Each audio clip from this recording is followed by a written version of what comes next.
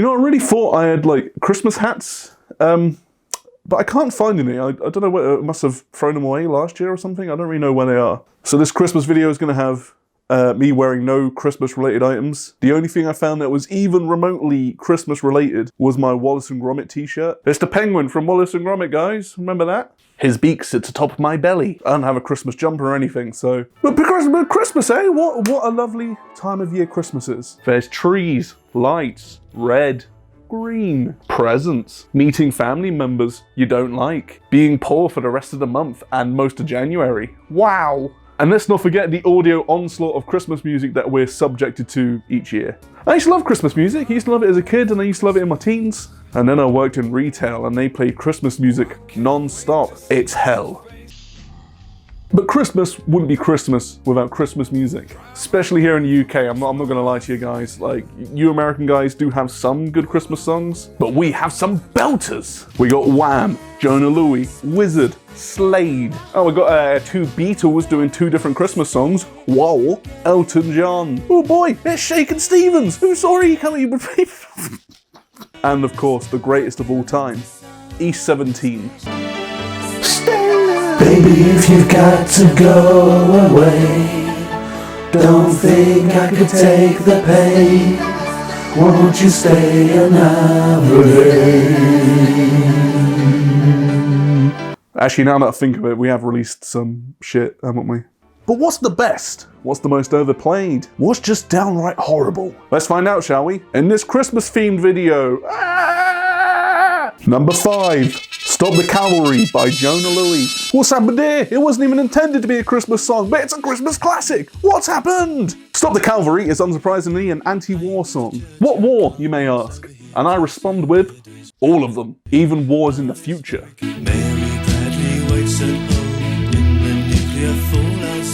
Though the first verse of the song is actually from the perspective of a soldier in World War I. And as we hear, he's about to explain his current predicament. Oh, I say it's tough, I have had enough, can you stop the cavalry?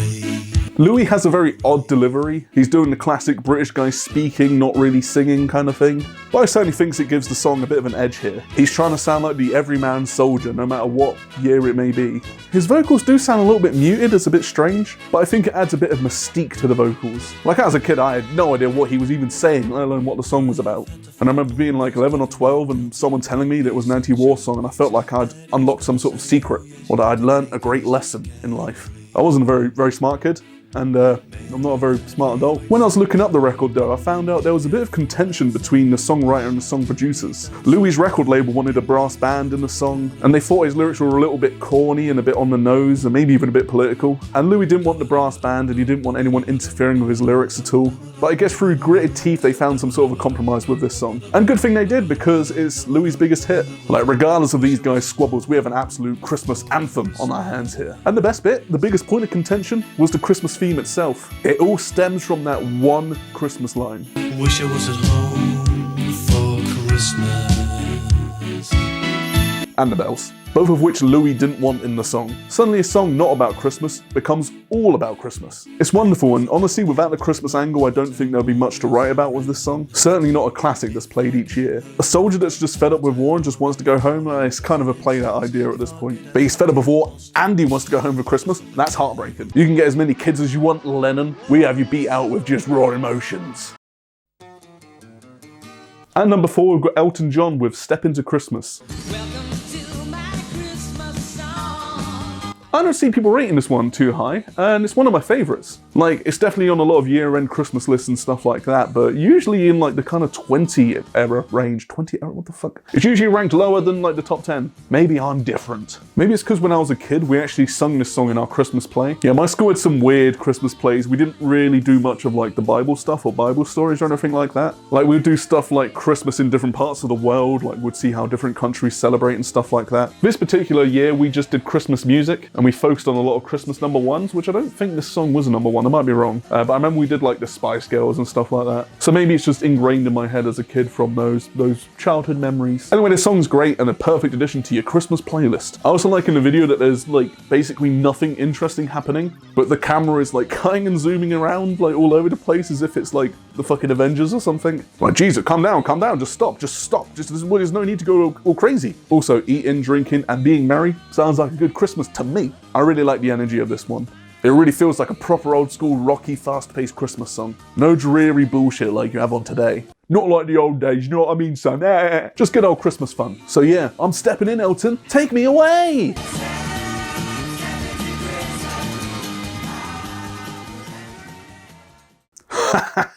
Got another jovial tune at number 3. It's Wizard with I Wish It Could Be Christmas Every Day. Ridiculous song sung by ridiculous characters. This song is just raw Christmas coming at you. Oh, well, I wish it could be Christmas every day.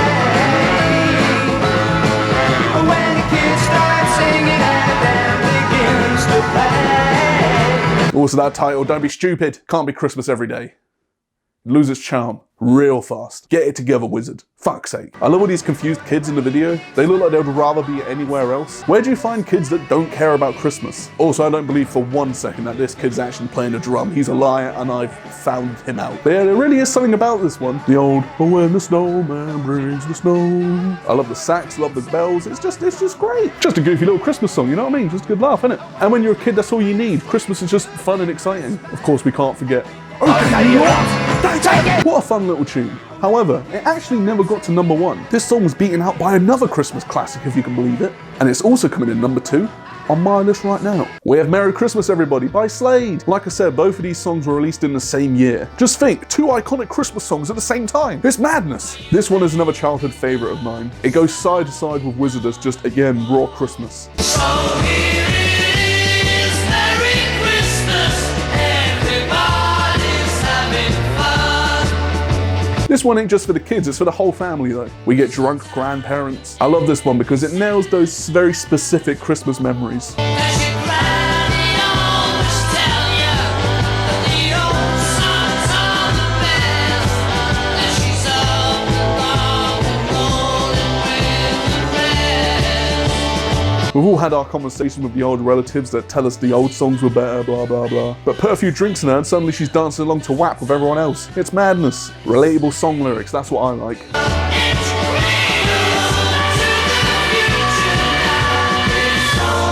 Oh, what an anthem! I also like this joke version on YouTube that just repeats the are you hanging up your stocking on the wall? Just over and over again. Are you hanging up your stocking on your wall? Are you hanging up your stocking on your wall? I think that's funny. Before we get to number 1, let's talk about some special mentions that didn't quite make the list.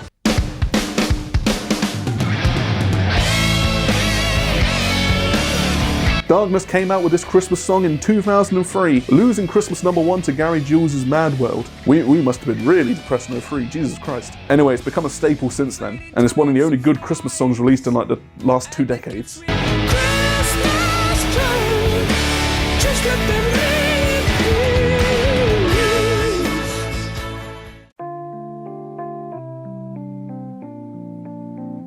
Spaceman Came Traveling is a really weird song. It's basically about how instead of a great star guiding the wise men, it's actually a UFO. And inside the UFO is like an alien that like is looking after the earth or watching over it and watching over the birth of Christ. It's very, very odd subject. And yeah, the alien turns up and he goes,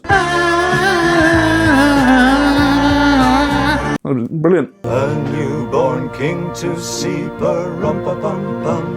David Bowie and Bing Crosby team up to awkwardly sing 2 different songs over one another. This one's really good, but it's also really strange. And as the years go on, like looking back at it, it never gets any more normal. The intro to the video is also really funny.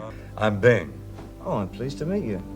You're the one that sings, right? Well, right or wrong, I sing either way. Oh, well, I sing too. Oh, good. What kind of singing? Well, mostly the contemporary stuff. Do you like modern music? Oh, I think it's marvelous. Some of it really fine. It's so awkward and weird. I think this is like from a TV show or something. I don't know what's going on. But yeah, it's an absolute classic, who would have thought? Very nearly made it on the list. Now we get to number 1. This one's going to be controversial for a few different reasons. It's overplayed, I hate this song. Or maybe there's a more valid reason, which I'll get into. So let's just start fresh. Fairytale of New York routinely hits number 1 on every single Christmas list in the UK. And for good reason. It's more than just a Christmas song, it's just a great song in general. If you removed every mention of Christmas in this song, you'd still have a lovely song about 2 lovebirds moving to New York and things not working out quite as they planned. However, that Christmas edge, it just elevates the song so much more. For every dreary and depressing Christmas song that we've seen over the years, nothing can compare to Shane MacGowan's slow and slurred delivery at the beginning of this track. It was Christmas Eve, babe, in the drunk tank. And just as we get that, So happy Christmas. it's delivered with such sadness, but also a little bit of hope. And those rising strings, just as he says it. The Pogues are an interesting band. They have their roots in punk music, but they're mostly inspired by Irish folk music. And listen, many are quick to point out that whilst Shane MacGowan had Irish parents, he was actually born in England and he spent most of his life there. But a lot of the band's music reflects that. I don't think it's disingenuous at all. For example, Dirty Old Town is about Salford. Specifically about how shit it is. Dirty Old Town. So you have a group of punks singing Irish folk songs that are all just slanging off Britain. Brilliant. Anyway, we can hear that Irish influence as the mood swells when Kirsty MacColl turns up. I love how the two start bouncing off each other in this verse, it's great. Shane's gruff and strained vocals pair so well with Kirsty's poppy vocals. You were pretty queen of New York City. When the band finished playing, they held out for more. And that introduction of the accordion and the tin whistle, I think it's called. Whatever the fuck that is, it sounds great. At this point the song's just screaming Christmas. And they didn't even need to use any like bells or anything. Wow! But it also does just sound like these two are about to embark on their big journey to America. Then of course there's the controversial point. And it's not even the point where Shane calls someone a slut. You're an old slut and junk lying there almost dead on a dripping night bed. You scumbag, you maggot, cheap, lousy Listen, in 1987, I'm sure no one batted an eyelid to these lyrics. But oh boy, we're in 2020 now and this shit does not fly. It's kind of weird how attitudes towards music and just the general language has changed, and I think this song is a great example of that. The first time they played this on Top of the Pops, the BBC censored it, but they only censored the word arse. Everything else was left uncensored. You're an old slut and junk lying there almost dead on a dripping night bed. You scumbag, you maggot, cheap, lousy faggot. Happy Christmas, you ass, I pray God it's our last. Whack! However, in 1992, there was another censored version. This replaced the infamous line with, You scumbag, you maggot, cheap, and you haggard. which, funnily enough, is the version that Radio 1 have chosen to play this year. Weirdly, Radio 2 will still play the original uncensored version, and I'm pretty sure all the other BBC radio stations it's down to the DJ's discretion, which is really weird. BBC, we're against homophobia, unless your dad's listening. Oh, it's PC culture gone mad! Most versions I've seen online just blanked a line out. It's actually kind of hard to get a hold of this Top of the Pops version. And unfortunately, Kirsty passed away in 2000, so a re-recording is out of the question. Shane MacGowan is still alive, but after a career of drinking and heroin, he is worse for wear, to say the least. My man started drinking when he was 5, because his parents gave him Guinness to help him sleep. We got parents of the century right here. Christ. It seems every year this debate reopens, but it really feels like this year like the foot's being stamped down on the song. Originally when it was censored back in 2000, there was like a public outcry, and that hasn't really happened this year. I think it's just because the general attitude has changed. I don't really know why it is such a debate though. We censor every other song throughout the year. Why should this one get a free pass? There's nothing stopping you from listening to the uncensored version yourself or at home, just like literally every other piece of media that gets censored. People like to point out the fact that people are getting more sensitive when one of the biggest songs of this year was WAP. Are we really getting more sensitive, guys? The sad truth of the matter is the song is just a product of the time. What was a casual bit of slang in 1982 is now a pretty horrible word that most of us have put behind us. I'm perfectly fine with the censored version being played. Cheap and You're Haggard doesn't really change much of the song's story. The characters are at their lowest point. Their dreams have been crushed and they both blame each other. Would these down on their luck characters really care too much about the language they were using? Probably not. But that doesn't mean little Timmy should hear it when he's opening his Switch. Anyway, after this low point, we have one final argument between Kirsty and Shane. Shane is lamenting his failed dreams and Kirsty is berating him for the situation he's put them in. But we get one last moment from Shane to wrap up the whole song. I kept them with me, babe. I put them with my own and make it all alone.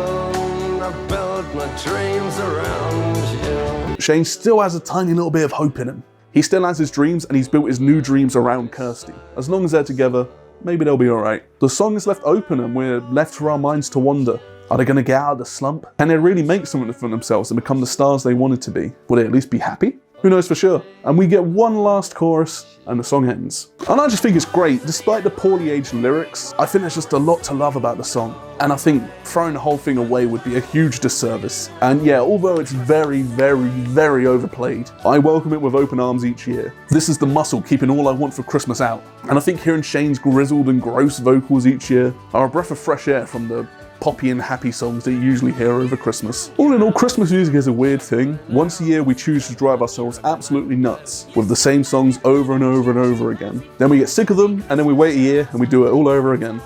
We're back and we're ready for it all over again. But maybe for a brief moment in the middle of December we can close our eyes and think of our childhood. Remember being happy? Remember opening presents on Christmas Day and being excited to see what Santa brought you? Only to come crashing back to reality and realise you still need to buy a set of Lynx Africa for your cousins that you don't really like. Great. But yeah, that's my top 5 Christmas songs. Write it down, put them in a list. Hope you guys enjoyed it. Hope you had a laugh. Let me know your favourite Christmas song in the comments below, not above.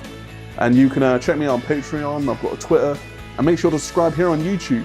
Check out my video on the Mum Jeans demo tape, a hilariously embarrassing project that the band has hidden away until I found it. Bye!